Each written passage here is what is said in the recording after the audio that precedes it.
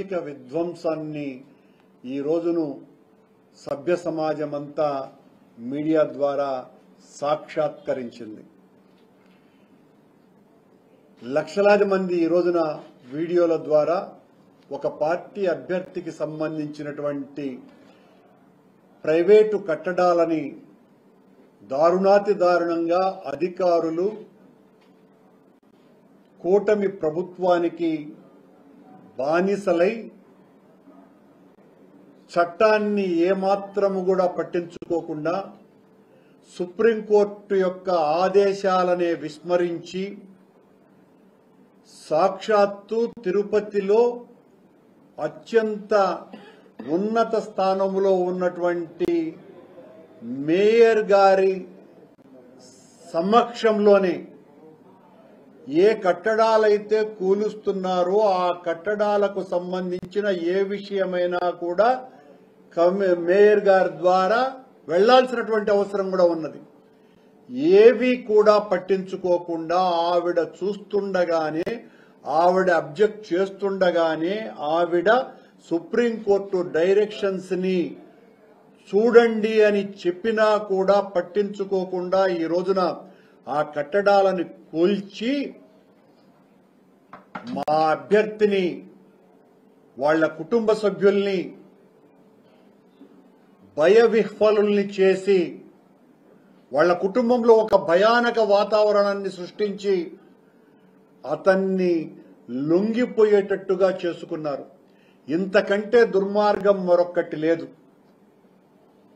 మీకు సత్తా లేక, మీకు శక్తి లేక, మీకు మెజారిటీ లేక, మీ కూటమికి అభ్యర్థి అఫీషియల్ గా ఒక్కరే ఒక్కరున్నారని తెలిసి కూడా మా పార్టీ నుంచి మీరు కొనుగోళ్లు చేసినటువంటి వ్యక్తులతో మా పార్టీ అభ్యర్థిని ఓడించాలన్న మీ అత్యుత్సాహము తిరుపతిలో ప్రజాస్వామ్యాన్ని అపహాస్యం చేసింది.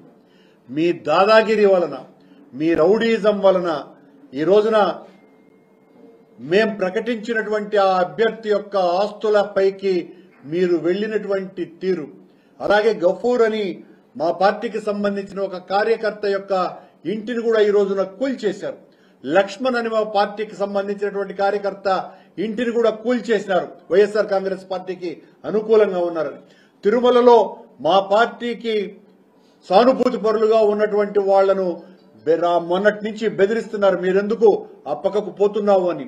మా కార్పొరేటర్లందరినీ కూడా మీ అంతు చూస్తాం, మీకు ఏడాడ లొసుగులున్నాయో ఆ లొసుగులన్నింటినీ కూడా మొత్తం అంతా కూడా బయటికి తీసి మీ కథలు తేల్చేస్తామని బెదిరించి వీళ్ళంటారు మీరు నేర్పిన విద్యేగా నీరజాక్ష అని నిన్న ఒక పేపర్ రాసింది.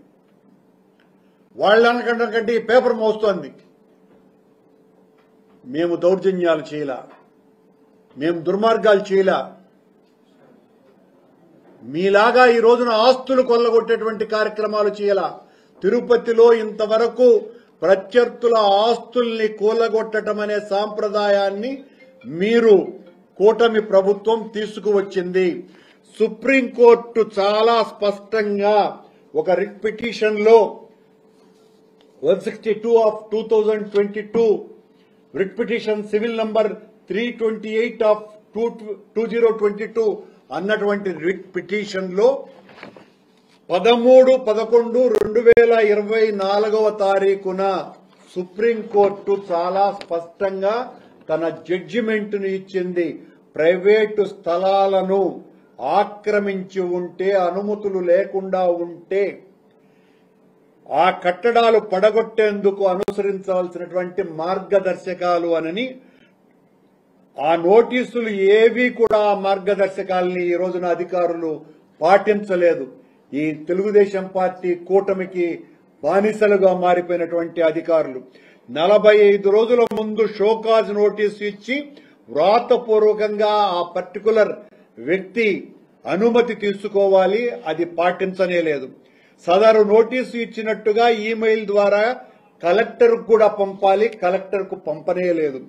సదరు నోటీసులో అనుమతి లేని కట్టడం వివరాలు పొందుపరచాలి, సంబంధిత పత్రాలు కూడా జతపరచాలి, అది జరగలేదు. సదరు జడ్జిమెంట్ ప్రకారం అంటే 13/11/2024 నుండి 3 నెలల లోపల నోటీస్ వివరాలన్నీ కూడా మొత్తం కార్పొరేషన్లు మున్సిపాలిటీలు అన్ని కూడా భద్రపరచాలి. ఇదేది వ్యక్తిగతంగా అందజేసే విషయం కాదు. ఇది కమిషనర్లకి, మున్సిపల్ చైర్మన్లకి, మొత్తం దేశంలో ఉన్నటువంటి ప్రతి ఒక్కరికి కూడా జడ్జిమెంట్ వచ్చిన మరుసటి రోజు నుంచే ఇది అప్లై అవుతాది అన్నటువంటి ప్రాథమిక పరిజ్ఞానం కూడా లేకుండా ప్రవర్తిస్తే ఆ సదరు కమిషనర్లు శిక్షార్హులవుతారు. ఇవి పాటించకపోతే సదరు వ్యక్తి బదులు చెప్పుకుని, అంటే సదరు వ్యక్తి అంటే ఆ బాధితుడో లేకపోతే అనుమతి లేకుండా ఆ కట్టడాన్ని కట్టినటువంటి వ్యక్తి బదులు చెప్పుకునే అవకాశం తారీఖులతో సహా చెప్పాలి. వ్యక్తిగతంగా వ్రాతపూర్వకంగా సదరు వ్యక్తి నుండి జవాబు తీసుకోవాలి ఆ కన్సర్న్ అధికారి. సమాధానం సంతృప్తికరంగా లేకపోతే ఫైనల్ ఆర్డర్ ఇచ్చి 15 రోజులు అప్పీలుకు గడువు ఇవ్వాలి. ఇవన్నీ నేను చెప్తున్నటువంటి మాటలు కాదు, సాక్షాత్తు భారతదేశ అత్యున్నత న్యాయస్థానం ఇచ్చినటువంటి జడ్జిమెంట్ ఇది. సదరు గడువు ముగిసిన తర్వాతనే చట్ట ప్రకారం చర్యలు తీసుకోవాలి. సదరు డిమాలిషన్ కార్యక్రమాన్ని వీడియో తీయాలి. ఏది ఆయన సమాధానం చెప్పకపోతే మీరు కూల్చేటువంటి ఆ కట్టడాన్ని ఈ అధికారులంతా కూడా వీడియో తీయాలి. డిజిటల్ ఫోటో ద్వారా కమిషనర్ కు వెంటనే పంపాలి. ఇవేవి జరగల. అది కూడా ఈరోజు అత్యంత ప్రాముఖ్యత కలిగినటువంటి తిరుపతి కార్పొరేషన్ లో మేయర్ అబ్జెక్ట్ చేస్తూ ఉండగా ప్రథమ మహిళ అయినటువంటి కార్పొరేషన్ కు, తిరుపతి నగరానికి ప్రథమ మహిళ అయినటువంటి కార్పొరేషన్ మేయర్ అబ్జెక్ట్ చేస్తూ ఉంటే ఆవిడను లెక్క చేయకుండా ఈ కట్టడాల మీద రౌడీలు గూండాలు పడినట్టుగా అధికారులు పడితే ఇక ప్రజాస్వామ్యం బ్రతుకుతుందా? ఈ రోజున మేము స్పష్టంగా చెప్తున్నాం, ఈ అంశం మీద మేయర్ గారు సుప్రీంకోర్టుకు వెళ్లటం జరుగుతుంది. ఈ కన్సర్న్ ఆఫీసర్లు కమిషనర్ తో సహా సస్పెండ్ కావటం 100% జరిగిపోతుంది.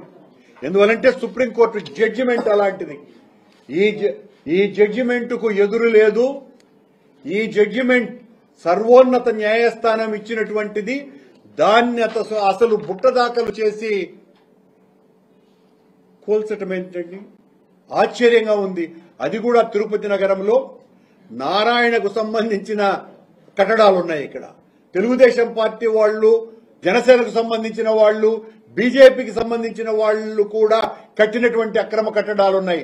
వాట్ల జైలుకి ఏమాత్రం కూడా పోకుండా కేవలం వైఎస్ఆర్ కాంగ్రెస్ పార్టీ అభ్యర్థిగా నిలబడినటువంటి డిప్యూటీ మేయర్ అభ్యర్థి యొక్క కట్టడాల మీద మాత్రమే ఈ రోజున బరి తెగించి సుప్రీంకోర్టు మార్గదర్శకాలను కూడా పాటించకుండా ఆ కట్టడాలని కూల్చివేసే ప్రయత్నం చేసి ఆ కుటుంబ సభ్యులందరినీ కూడా భయపెట్టి ఆ వ్యక్తిని లొంగదీసుకొని ఈ రోజున ఇంత దారుణానికి చంద్రబాబు గారి కూటమి ప్రభుత్వం బరి తెగించింది అంటే మొత్తం సభ్య సమాజమంతా కూడా దీన్ని చేత్కరించుకుంటోంది. నేను ప్రజలందరినీ కూడా విజ్ఞప్తి చేస్తున్నా, ఈ పవిత్ర నగరంలో ఎంత దుర్మార్గాలు జరుగుతున్నాయి. సాక్షాత్తు సుప్రీంకోర్టు యొక్క జడ్జిమెంట్ నే పాటించినటువంటి స్థితిలో అధికారులు ఉన్నారు అంటే సాక్షాత్తు ప్రథమ మహిళ అయినటువంటి మేయర్ కమిషనర్ కంటే కూడా ఉన్నత స్థానంలో ఉంటుంది కార్పొరేషన్ కి సంబంధించిన వరకు పవర్స్ రీత్యా చూసినా కూడా. కానీ ఆ మేయర్ సమక్షంలోనే ఈ రకమైనటువంటి దారుణాలకు ఒడిగట్టి మా అభ్యర్థిని చిదిమేసినారు, అణిచేసినారు, భయపెట్టినారు, లొంగ తీసుకున్నారు. నువ్వు అభ్యర్థిగా ఉండటానికే లేదునని ప్రకటించేటట్టు చేస్తున్నారు.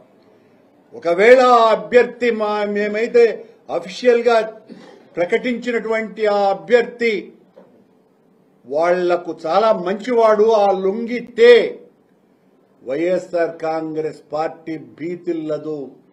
ఖచ్చితంగా మా పార్టీ డిప్యూటీ మేయర్ అభ్యర్థి ఉంటాడు. శేఖర్ రెడ్డి గాన తను విరమించుకుంటే తప్ప మా అభ్యర్థిగా ఖచ్చితంగా భాస్కర్ రెడ్డి, లడ్డూ భాస్కర్ రెడ్డి అనే వ్యక్తిని మేము నిలబెడుతున్నాం. సరే, మీరు అతని ఆస్తుల మీద పడతారో, మిగతా మా కార్పొరేటర్ల ఆస్తుల మీద పడతారో, దేనికైనా కూడా మేము సిద్ధం. ప్రజాస్వామ్యంలో పోటీకి వెనక్కి తగ్గేటువంటి ప్రసక్తి లేనే లేదు. ఈ రకమైనటువంటి దారుణాలు చేస్తూ ఉంటే చూస్తూ ఊరుకునేటువంటి పరిస్థితే లేదు. ఈ రోజున ఆ కట్టడాలను కూలుస్తున్నప్పుడు, కొడుతున్నప్పుడు వైఎస్ఆర్ కాంగ్రెస్ పార్టీ తిరుపతి శాఖ ధీరోదాత్తంగా ప్రవర్తించింది.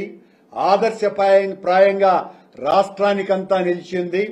ఈ రోజున మేయర్తో సహా మా కార్పొరేటర్లు, మా వైఎస్ఆర్ కాంగ్రెస్ పార్టీ నాయకులంతా కూడా దాదాపు 70 మందికి పైగా అరెస్టులు కాబడ్డారు. దాదాపు 400 మందికి పైగా ఆ కట్టడాల ముందర ఆ పోలీసులను, అధికారులతో తీవ్ర వాగ్వివాదము చేసి మీరు చేస్తున్నటువంటిది అన్యాయము, అక్రమము, చట్ట వ్యతిరేకము అని ఎదిరించినారు. మా లీగల్ సెల్ అత్యద్భుతంగా వ్యవహరించింది. వాళ్ళనందరినీ కూడా పేరు పేరున నేను అభినందిస్తున్నా. ఇలాంటి దుశ్చర్యలు మీరు చేస్తూనే పోతే మీకు తగిన శాస్తి చేయక తప్పదు. ఈ రోజున మీరు ఈ పనులు చేస్తున్నారు.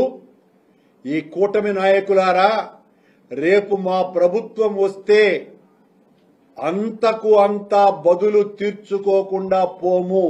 ఎవరెవరు ఈ రోజున మా నాయకులకు ఫోన్లు చేస్తున్నారో, కార్పొరేటర్లకి వాళ్లను లొంగ తీసుకోవటానికి భయపెడుతున్నారో, వాళ్ళందరూ కూడా ఎన్ని రకాలైనటువంటి అసాంఘిక కార్యక్రమాలలో పాలు పంచుకుంటున్నారో మాకు తెలుసును.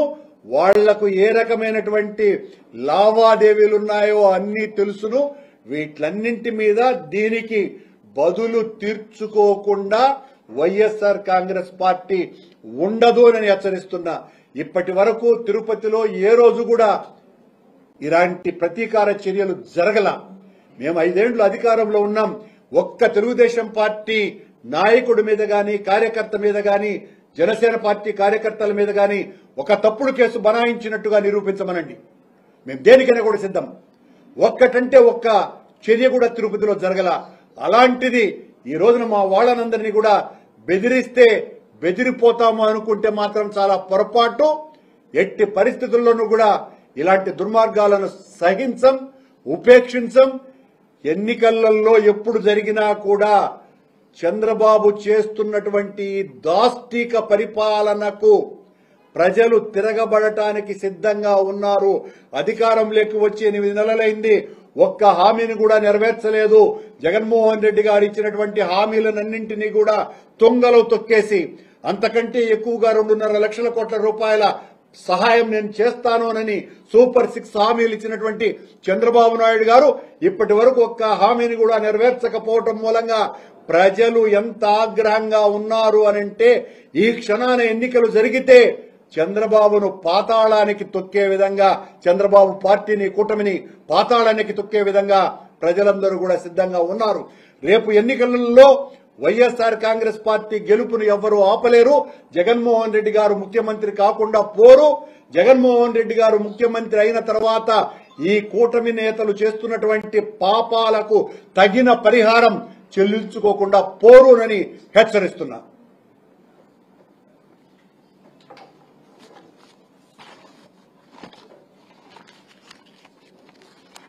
Any questions, please?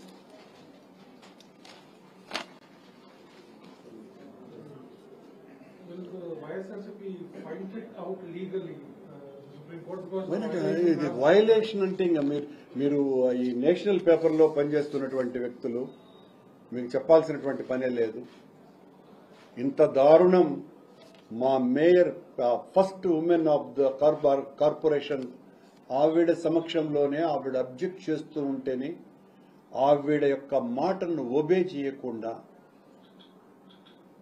ఆమె కింద పనిచేస్తున్నటువంటి అధికారులు ఈ రకంగా ప్రవర్తిస్తే ఆమెడే ఉన్న సొంత అభిప్రాయం కాదు అది, లేదా పార్టీ అభిప్రాయము కాదు. సుప్రీంకోర్టు మార్గదర్శకం, సుప్రీంకోర్టు ఆర్డర్స్, అది ఆవిడ చెప్పినటువంటిది. దాన్నే మీరు పాటించకపోతే ఇంకేం మాట్లాడతాం? మాకు అందలేదు అనడానికి లేదు కమిషనర్ కానీ లేకపోతే కలెక్టర్ కానీ. ఇవన్నీ కూడా సుప్రీంకోర్టు ఒక్కరోజు జడ్జిమెంట్ ఇచ్చింది అంటే దేశమంతా కూడా పాటించాల్సిన అవసరం ఉంది నెక్స్ట్ డే నుంచే. మాకు కాపీ రాలేదనే దానికి లేదు. ఇది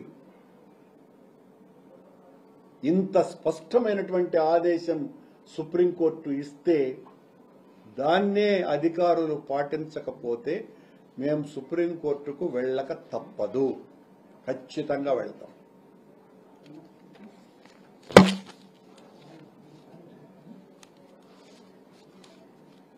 మామూలు విషయం కూడా కాదు, చాలా పెద్ద విషయం ఇది. ఓ సంచలనం కాబోయేటువంటి విషయం ఒక మాటలో చెప్పాలంటే.